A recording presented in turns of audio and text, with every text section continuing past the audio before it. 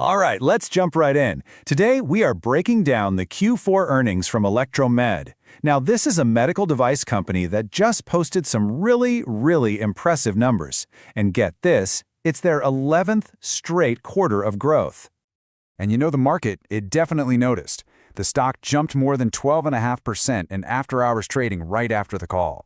A signal that strong tells you something big is happening. So let's unpack exactly what got investors so excited. So, the big question is, how did they pull this off? You know, this wasn't just a lucky beat. It was the result of a very specific strategy that seems to be playing out almost perfectly. We're going to walk you through their exact playbook. So here's how we'll tackle this. First, we'll hit the big numbers that caused that stock pop. Then, we'll get into the nitty-gritty of how they did it, their execution playbook. After that, we'll look at their competitive advantage, give you our take on what to expect next, and then wrap it all up with the key takeaways. Okay, first things first. The numbers that turned heads. This was a clean, decisive beat right across the board. No ambiguity here. What's really key here is the quality of this beat. Look at the earnings per share, 25 cents. That's 3 cents better than Wall Street was looking for. And revenue? $17.4 million, beating expectations by almost 5% and growing over 17% from last year. Just solid numbers. So, where did all that growth come from? Well, their main business, home care, put up a really healthy 15% gain. But check out the other segments. The hospital channel shot up by 60%, and distributors, an incredible 76% surge. This tells us the demand is broad and accelerating, not just coming from one place. You know, numbers like that don't just fall out of the sky. They're the payoff from a methodical, multi-year strategy. So let's open up that execution playbook and see how they did it.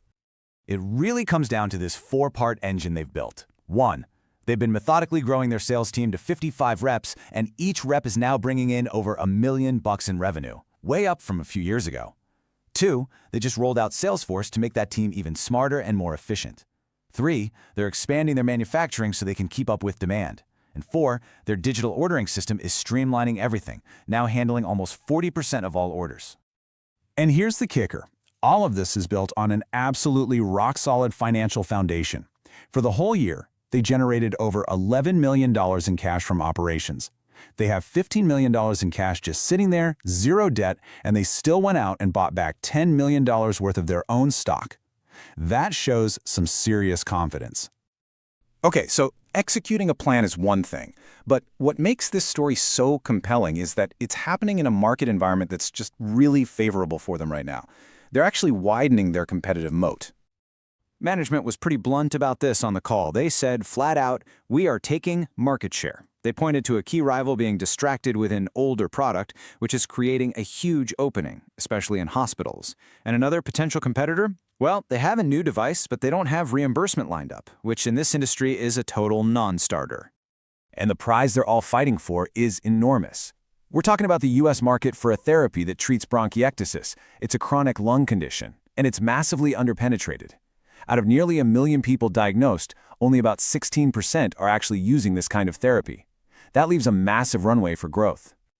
Now here's a really interesting twist. You think a new drug for the same disease would be a threat, right? Well, management sees it the other way. A new drug from a company called Insmed is actually seen as a tailwind. Why? Because it doesn't do the same thing as Electromed's device. Instead, it's just making more doctors and patients aware of the disease, which grows the whole market for everybody. So, what does this all mean for the future? Well, the company didn't give formal guidance, but they basically gave us all the puzzle pieces. Let's put them together and form our own outlook for the next call. The list of potential good news for fiscal year 26 is pretty long. We'll be watching for the benefits of that new CRM to really start showing up in the numbers. The manufacturing expansion will be done, ready to support more growth. They're still planning to hire more sales reps, and we expect that hospital channel momentum to continue. On top of all that, being added to the Russell indexes should bring in more big money investors. So, that brings us to our call on the stock, outperform. Our thinking is that the market is just now starting to appreciate this story of quiet, steady execution. And honestly, the fact that they don't give guidance, we see that as an opportunity.